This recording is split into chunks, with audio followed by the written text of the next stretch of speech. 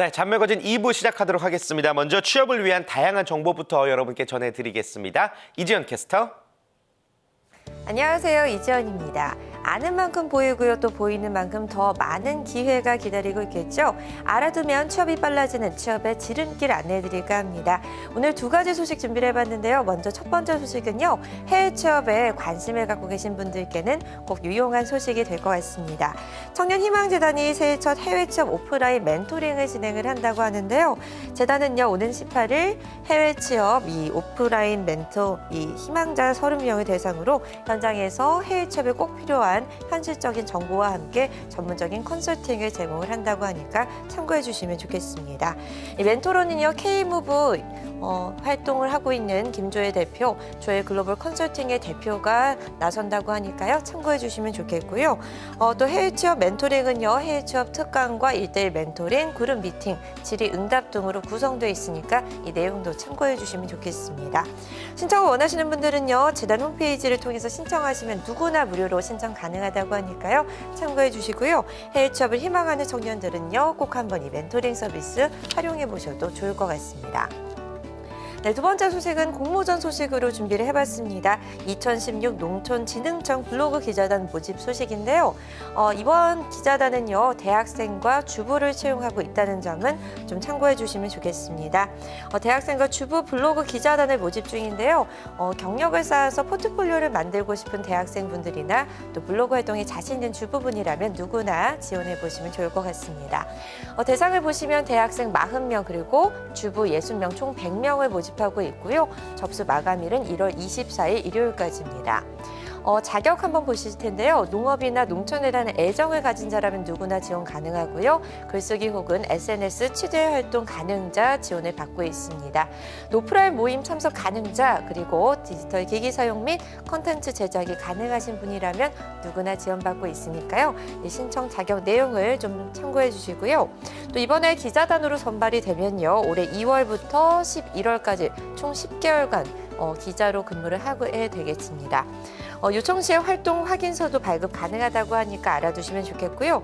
지원을 원하시는 분들은요. 농촌진흥청 블로그에서 지원서를 내려받아서 작성 후에 이메일로 제출하시면 된다고 합니다. 좀 더 궁금한 사항 있으시다면요. 농촌진흥청 지역번호 063-238-0128번으로 문의가 가능합니다. 네, 이렇게 취업에 도움이 되는 소식 두 가지 살펴봤는데요. 모두 취업에 많은 도움이 되기를 바라겠고요.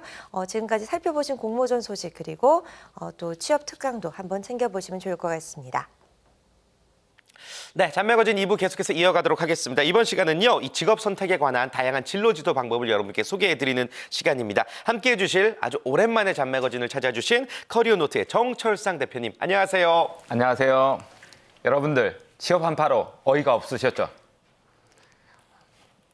취업 계속되는 여러분들의 취업 진로 고민을 갈아들 어이를 나눠드릴 커리어 코치 정철상입니다.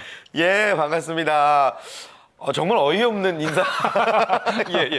중간에 까먹으셨던 거죠? 예, 순간적으로 어이가 없어가지고. 예, 아주 오랜만에 또 정철상 교수님의 이 에너지를 오늘 느낄 수 있을 것 같다라는 생각이 드는데, 이제 오늘과 다음 주 2회에 걸쳐서 진로 지도에 관한 여러분께 꿀팁, 깨알 같은 핫팁을 전해드리도록 하겠습니다. 자, 오늘은 일단 어떤 얘기를 우리가 나눠볼까요? 오늘은 이제 직업을 어떻게 네. 찾는가에 대해서 많은 사람들이 직업을 찾기를 원하고 있고 다음 네. 회차에 제가 직업을 탐색하는 방법까지 네. 이렇게 선택하는 방법까지 말씀드리도록 하겠습니다. 자, 직업을 어떻게 선택하며 어떻게 또 탐색을 해 나가야 되는가를 네네. 이제 이야기를 나눠보도록 할 텐데, 직업을 탐색한다는 게 네. 나에게 잘 맞는 직업이 뭔지 알아보는 과정인 거잖아요. 네네, 그렇죠. 이게 근데 의외로 생각보다 쉽지 않고 어려워하거든요. 예, 맞습니다. 네. 직업적으로 우리가 알고 있는 범위가 굉장히 작기 때문인데요. 음. 제가 질문 하나 그렇게 해서 먼저 던져보고 싶습니다. 저한테 질문. 네. 예, 좋습니다. 한번 맞춰보세요. 네. 초등학생들 1000명들 대상으로 조사를 했는데요. 이 학생들이 원하는 직업, 첫 번째가 공무원, 공무원. 네, 두 번째가 연예인, 네. 네, 세 번째가 선생님, 네. 네 번째가 운동선수, 어떤 직업이 가장 많았겠습니까? 요즘 초등학생들은 뭐 TV 많이 보고 인터넷 많이 하니까 당연히 연예인, 예. 가수 뭐 이런 거 꿈꾸지 않을까요? 네, 저도 첫 번째는 당연히 연예인이지 네. 이런 생각을 했었습니다. 네. 근데 세대 공감이란 프로그램에서 초등학생 1000명을 대상으로 조사를 했는데요. 네. 거기에 첫 번째가 뭐였죠? 연예인이 아니라 네. 공무원이 나왔답니다. 아. 43%가 나왔고 연예인이 오. 38.8%로 2위였다라고 이렇게 합니다. 야, 이건 좀 어떻게 보면 너무 충격적인 조사 결과가 아닐 수가 없습니다. 초등학생들이 공무원을 꿈꾼다는 것은 그 어린이들부터 지금 안정적인 직업을 찾겠다는 얘기인 건데 네네. 너무 신기한데요? 네네. 저는 처음에 이걸 보고는 해외 토픽감이 아닐까. 그러게요. 이거 어떻게 해야 되나. 우리나라 아이들은 공무원을 원한다라고 네. 이야기를 해야 되나 이런 생각이 들었었는데요. 여기 문제로 오늘 자꾸 제가 질문을 하네요. 오랜만에 네. 만나서. 우리 그렇게 해서 학생들이 이제 요 공무원에 그러면 얼마나 성인이 되어서 많이 지원할까요? 그러니까 공무원 시험에 한 해 지원자의 네, 수. 지원자 수가 어느 정도 될 것 같습니까? 글쎄요, 뭐 몇천 명, 뭐 만 명 되지 않을까요? 그렇죠. 몇천 명, 만 명 수준이 아니라 예. 이 안전행정부에서 이제 밝힌 2013년 조사에 따르면 무려 한 해 20만 명의 청년이 지원한다고 합니다. 와, 예. 네, 이 청년 지원자 수로 본다라면 60만 명에서 약 100만 명 정도가 지원하는데 예. 최소한 8명이 한 명꼴로 공무원 시험을 보고 있다는 거죠. 아, 그래요. 아무튼 뭐 초등학생들도 공무원을 희망하는 직업으로 꼽고 한 해에 그 수십만 명이 이렇게 공무원 시험에 응시한다라는 거 좀 눈여겨봐야 될 현상인 것 같습니다.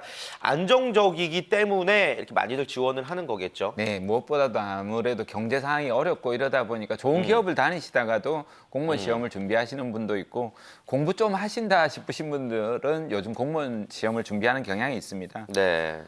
그런데 이제 우리가 초등학교 아이들 수준에서 직업 선택의 범위가 너무 작다가 보니까 그렇게 이제 한정된 직업을 선택하지 않나 이런 생각이 듭니다. 그래요. 좀 초등학생들이 알고 있는 직업의 숫자가 너무 적은 것 같다 때문에 이제 뭐 여러 가지 들려오는 뉴스들 때문에 공무원을 이제 선택할 수밖에 없다 뭐 이런 말씀이신데 직업이 되게 많다라고 저는 이야기를 들었거든요. 네네. 네. 2014년도 말에 이제 고용노동부 조사에 따르면요. 한국직업사전에서 지금 현재 벌써 11,440가지가 등록이 되어 있다라고 합니다. 이는 본 직업명이 한 5,662가지인데요. 관련 직업이 또 한 5,700가지 정도가 있고 네. 전 세계적으로 보면 직업이 10만 가지가 된다라고 해서 한국도 갈수록 직업이 더 많아질 거라는 겁니다. 네, 이 많은 직업 중에 직업 탐색의 과정이 서툴다 보니까 알려져 있는 혹은 안정적인 직업들만을 찾는다는 게 지금 문제인 것 같습니다. 지금부터 본격적으로 나에게 맞는 직업을 어떻게 하면 찾을 수 있는지를 한번 정철상 교수님과 이야기를 나눠보도록 하겠습니다. 가장 흔하게 사용되는 방법은 뭐가 있을까요? 네, 가장 많이 이제 사용되는 것들이 이제 검사 도구들이 있습니다. 네. 다양한 검사 도구들이 있는데요. 그 중에서도 가장 많이 알려진 게 이제 홀랜드 직업 흥미 검사, 그것을 이제 고용노동부에서 만든 직업 선호도 검사 또는 그걸 더 세분화해서 스트롱 직업 흥미 검사라고 있습니다. 네. 그래서 각자가 가지고 있는 흥미 유형을 6가지로 나눠 가지고 그 흥미 유형에 맞는 직업을 탐색하는 과정으로 이렇게 알려져 있습니다. 네, 저희가 이제 몇 차례 소개를 해드린 바 있고요. 그리고 또 요즘에는 뭐 ESTJ. 네네. 뭐 저는 그 검사를 했을 때 딱 ESTJ로 나왔는데. 그러실 것 같아요. MBTI 검사도 많이 하죠. 네, MBTI 네. 검사도 뭐 대국민 검사라고 볼 수 있을 정도로 16가지로 많은 나누는. 유형, 많은 사람들이 보는 네. 성격 유형입니다. 그래서 크게는 선호 경향을 4가지씩 이렇게 보고요. 좌우측, 대칭으로 해서 4 곱하기 4로 해서 이렇게 16가지 성격 네, 유형이 네. 나옵니다. 그래서 이런 성격 유형을 가진 사람들은 어떤 직업을 선택하는지, 어떤 직업을 기피하는지 이렇게 구분을 해놓은 유형으로서 자기가 이렇게 봤을 때 선택할 수 있는 직업의 범위들을 이런 직업들은 좋겠다, 회피할 수 있는 직업은 이렇게 된다라는 거고요. 이것도 딱 정답이 떨어지는 어떤 특정한 직업이 있다, 아니다라고 이렇게 구분하기는 좀 어려울 것 같습니다. 그렇군요. 네. 또 직업 적성을 통한 검사 방법이 있다고요? 예, 그렇죠. 내가 어디에 적성이 있느냐, 무엇을 잘할 수 있느냐 이런 검사들이 이제 직업 적성 검사가 다 있는데요. 네. 다양한 민간 기관에서 운영하는 것도 있지만 고용노동부에서 워크넷에 가시면 직업 적성 검사, 청소년 직업 적성 검사가 있고 성인용 직업 적성 검사가 있습니다. 그래서 대학생이라고 하면 성인용으로 이렇게 직업 적성 검사를 보시면 좋은데요. 여기에도 이제 그 외에도 다양한 직업 적성 검사 외에도 다양한 검사들이 있습니다. 그래서 뭐 구직 준비도 검사라든지 뭐 창업 준비도 검사라든지 직업 가치관 검사라든지 이런 검사들을 찾아볼 수 있겠습니다. 네, 뭐 이미 들어봤던 방법도 있고 또 새로운 방법들이 다양하게 있는 것 같습니다. 조금은 좀 전문적인 방법들 같은데 뭐 이런 네. 검사들은 사실 뭐 어떤 기관을 찾아가거나 전문가를 찾아가면은 아이들부터 이제 손쉽게 할 수 있는 그런 검사들이긴 네네. 하잖아요. 네. 일반인들이 좀 접근이 쉬운 그런 검사 방법은 뭐 없을까요? 일반인들이 이제 보기에는 가장 뭐 편하신 게 조금 전에 온라인으로 이렇게 바라보시는 게 간편하게 보실 수 있을 것 같고요. 네. 그것도 온라인으로 이제 보는 방법 중에 하나가 있는데 지식으로 이렇게 찾는 부분들. 네. 그다음에 제가 말씀을 앞에 부분을 못 드려서 지금 보완하고 있는데요. 네. 업무 능력으로 이렇게 찾는 방법이 있고 네. 사실 일반인들이 가장 많이 찾는 방법은 아무래도 경험에 의해서 이렇게 찾지 않으실까 이런 생각이 듭니다. 김태진 MC도 여러 가지 경험을 통해서 이렇게 직업을 그쵸. 찾지 않으셨습니까? 네, 그러니까 그 타겟을 딱 처음부터 맞춰서 화살을 쏘는 사람은 없잖아요. 네네. 여기도 쏘고 저기도 쏘고 네네. 쏘다가 이제 찾아 나가는 것처럼 네. 저도 뭐 수많은 시행착오를 겪고 나서 이제 좀 적성을 찾은 것 같다는 생각이 들더라고요. 저도 이제 기억이 나는 친구 예, 중에 하나가 20년 만에 오래간만에 만나서 소주 한 잔을 기울였었는데요. 이 네. 친구가 극단 맥이라는 연극단을 운영하는 대표더라고요. 극단의 대표예요. 네. 예. 그래서 올해가 30주년을 맞았답니다. 근데 이 친구가 대학교를 가고 싶었는데 대학교를 못 가고 재수하고 삼수하다가 삼수 때 아르바이트를 하나를 했다랍니다. 네. 그러니까 인형극에 가서 줄만 이렇게 땡기는 일을 하게 되었었는데 그것이 극단을 이끄는 대표가 되는 그런 경험이 되었다라고 해서 우리가 사소한 경험들, 일상에서 벌어지는 경험들을 기피하지 말고 다양한 경험을 쌓아 나가는 것이 중요하다고 볼 수 있겠습니다. 이게 좀 중간 정리를 저희가 해보자면 앞서서 뭐 다양한 전문적인 검사들 소개해드렸는데 이런 방법들 이전에 일반인들은 내가 어려서부터 쌓아온 경험을 토대로 적성에 맞는지 아닌지 여부를 판단을 하면서 직업을 찾아간다라는 말씀이신 것 같습니다. 이제 뭐 경험, 어떤 재미로 시작한 취미 활동이 적성에 맞아서 진로를 바꾸게 되는 경우가 의외로 많죠. 네, 맞습니다. 예. 의외로 많습니다. 취미로 이렇게 해서 직업을 가지고 있는 사람들이 꽤 많이 있는데요. 제가 가르쳤던 학생 중에 하나도 지금 글씨를 너무 잘 쓰는 겁니다. 네. 전문 캘러그라피보다도 더 글씨를 많이 잘 써서 제가 쓴 책에도 따뜻한 독서리라는 중간 광고 이렇게 글씨도 써주기도 네, 네. 했었는데요. 네. 그렇게 해서 이 친구는 지금 이제 전문 캘러그라피로 이제 들어가고 있습니다. 자기의 이제 취미 생활이 실제로 이제 직업이 되는 그런 케이스도 있었고요. 남자들은 다들 축구 때문에 고민하지 않습니까? 네. 축구 잘하십니까? 보는 것만 좋아하죠. 예, 제가 이 몸으로 잘할까요, 과연? 저는 몸이 이렇게 축구를 잘하게 생겼지 않습니까? 예, 되게 잘하실 것 같은데. 네, 근데 다들 뭐 경기 시작하자마자 저를 퇴장 명령 내리거든요. 그래서 축구를 못했어서 이 개다리 개발 죄송합니다. 예, 오늘 영하의 날씨에 아주 많은 도움을 주고 계시네요. 예, 예. 근데 제가 이제 그러다 보니까 오히려 그런 도와주고 싶은 마음으로 축구를 가르치는 사람들이 있더라고요. 어린아이뿐만 아니라 성인들을 이제 축구로 이제 가르치는 TMPA 이렇게 해서 김민주라는 젊은 청년이 있었는데요. 네. 축구를 통해서 사람을 변화시키는 축구를 가르치는 이런 취미가 직업이 되는 이런 케이스도 있는 것 같습니다. 어떤 순간의 우연한 경험이 인생을 바꾸게 되는 것 같습니다. 그러니까 여러분들이 모든 진로를 탐색하는 과정 속에서 모든 경험들을 좀 눈여겨 보셔야 되고 내 스스로 기억을 하고 있어야 된다라는 사실을 좀 말씀을 드리고 싶습니다. 너무 짧은 시간이어서 이 정철상 교수님의 이야기가 잘 전달이 됐는지는 모르겠지만 어찌됐건 끝으로 이 진로를 찾기 위해서 열심히 노력하고 있는 우리 취업 준비생들에게 요것만큼은 명심해라 한 말씀 끝으로 전해줄 수 있을까요?